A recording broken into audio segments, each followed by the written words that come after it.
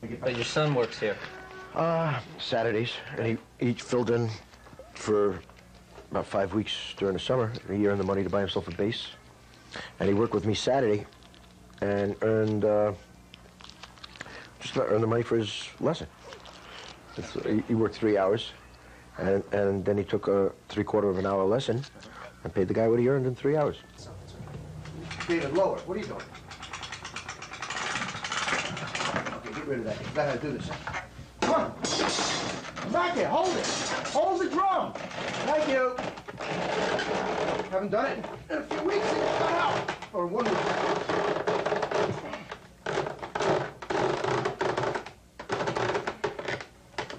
Okay, get a band on it. Push it down. Okay. Okay. There we go.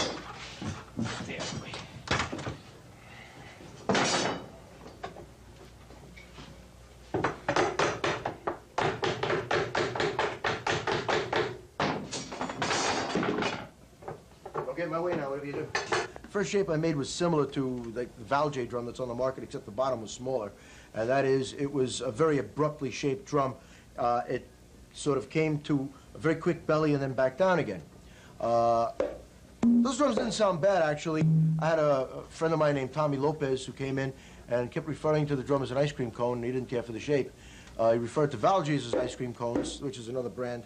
There's yet another brand called Gambop, which is also made in California, that referred to as the watermelon. My next drum was something similar to the Gambop in shape, though not quite. And he said now I was making watermelons, and I thought he was right. I didn't care for that drum either. So what I did was I made the bottom smaller. Okay, what I was afraid of was if I made the bottom too small, that I'd really start cracking the bellies quite a lot in the bending. In any event, I made the bottom smaller. I was pleased with the results, and that was shape number 3. So I thought to myself, if I made the bottom still smaller and raised the belly an inch, that I would even be more pleased with the sound. So I did that. And so I made the bottom smaller, raised the belly an inch, and I've got that shape for all of my drums except the quinto. The quinto's still the number 3 shape. It works very well for a quinto. The rest of the drums are the number 4 shape.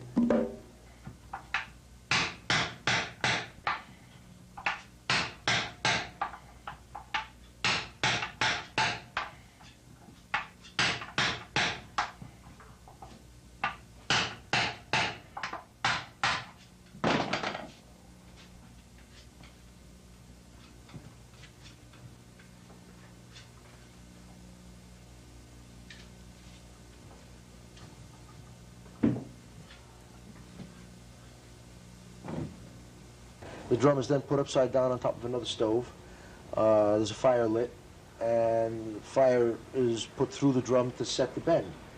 The drum is then dated and put aside, and then when I have an order for that specific drum, I take the oldest drum up there and removing any staves that might have cracked and replacing them with possibly from a replacement drum stave. Then glue it together.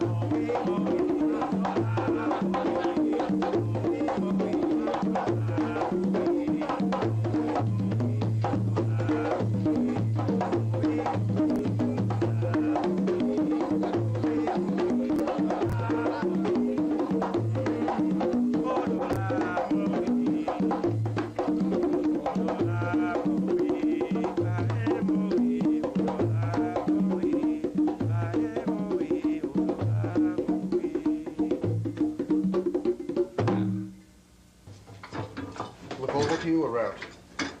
It's pretty round. Look over this way to you a bit. A little bit, but it's pretty round. That's good enough. Let's see. We'll catch it a wee bit. Just raise it up a minute. A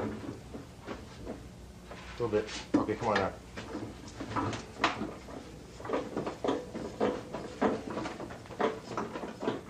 Okay, that's good. Jay makes some beautiful conga drums. His drums are basically like a standard in the industry at this point in the United States. There's nobody really that makes drums by hand. Maybe one person would make 1 or 2 or 3 drums for themselves, but there's nobody that has made this amount of drums. And it's preferred by, I would say, a large percentage of the musicians.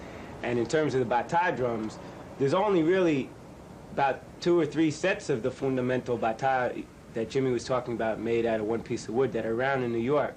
And seeing as these ceremonies go on about, maybe there's 4 or 5 or 6 every weekend throughout the city, most of them are on skin drums. And having the drums has really helped the music progress. People have them at home and they practice on them. The musicians have to constantly practice. If they don't, they say that the drum leaves you before you leave the drum, which is true. In a couple of weeks, you can forget a lot and make playing with that person who didn't practice miserable, including myself. So having Jay's drums around, in your home, your studio, wherever, has been a boon to playing this style of music. And I'm sure the same thing goes for the conga players. I was speaking the bata. So what I like of this drum is that when you play, you feel a lot of response from the drum, that you don't have to push yourself too much to play, because the drum, they just give you the sound there, So you just put your hands and look at this. Look at this. If you can feel this drum, So basically, this is a really nice drum, very nice. I like the way that he made this. This is very strong, this type of thing here, right? Because it's really thick, and they always get it messed up here, and the way that he got it, it never really get messed up. They're really good drum, very good drum.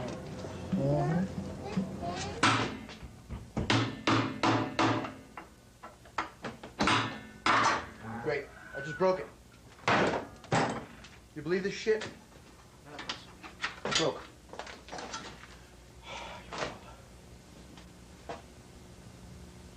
Just broke.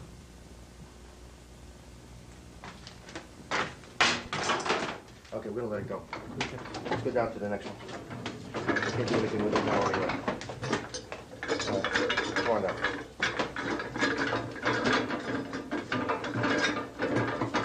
It looked perfect there for a minute.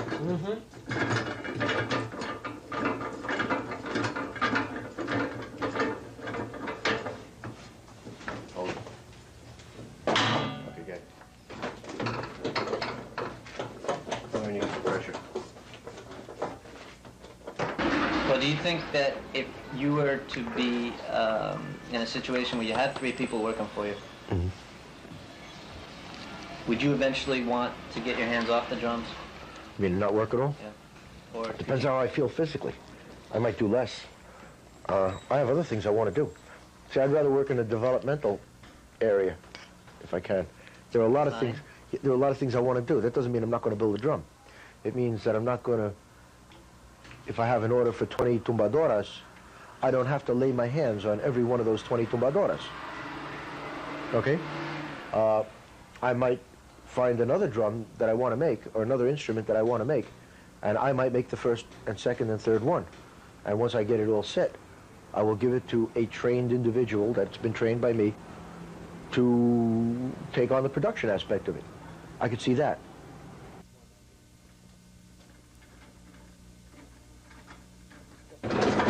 Since that band broke, I wasted a lot of time. Meanwhile, I'm letting the glue dry up and run out here. What's happening is that I'm beginning to lose, to a degree, physical facility with certain things. My eyes are getting worse. My arthritis is getting worse. I worked for 20 years in open construction, and that didn't help. I've been doing this for 9.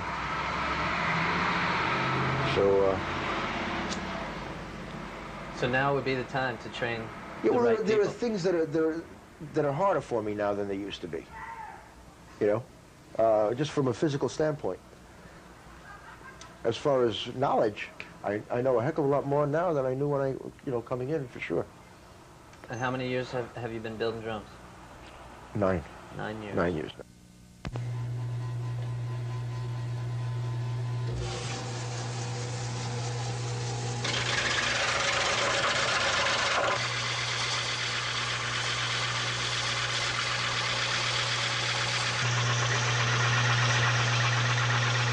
In any event, my turning methods are kind of unorthodox because of the limitations of my equipment and the size of the stuff I'm turning.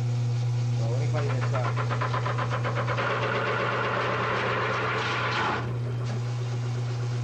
turns spindles or furniture legs and stuff will look at this and not recognize my method.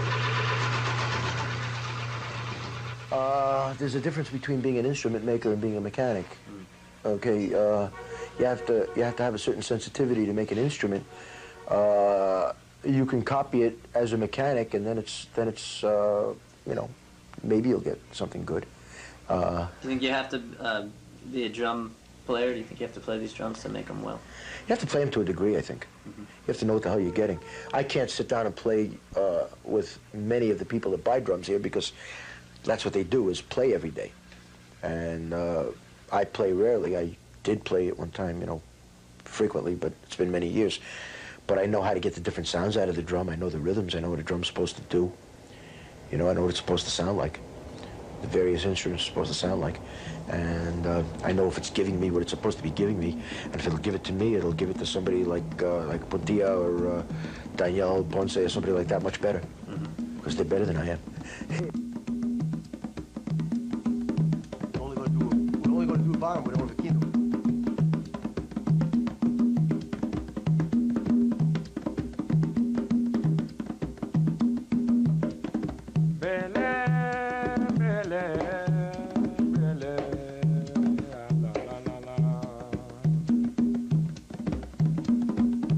Señor Francisco, Señor Baba, Señor Francisco, Señor Baba, ¿qué cosa hace usted aquí? Vengo en busca de la niña ayer se me enfermó, porque Manolo le haya dado un quimbombo, porque Manolo le haya dado un quimbombo. Oye, oye, oye, eso no es culpa de la niña, que ayer tarde se enfermó, porque Martito de Manolo le haya dado quimbombo. Eso no lo aguanto yo, porque no me da la gana. Le tiró la palangana y me como el quimbombo y dice vele, vele, vele, ah, na, na, na, na.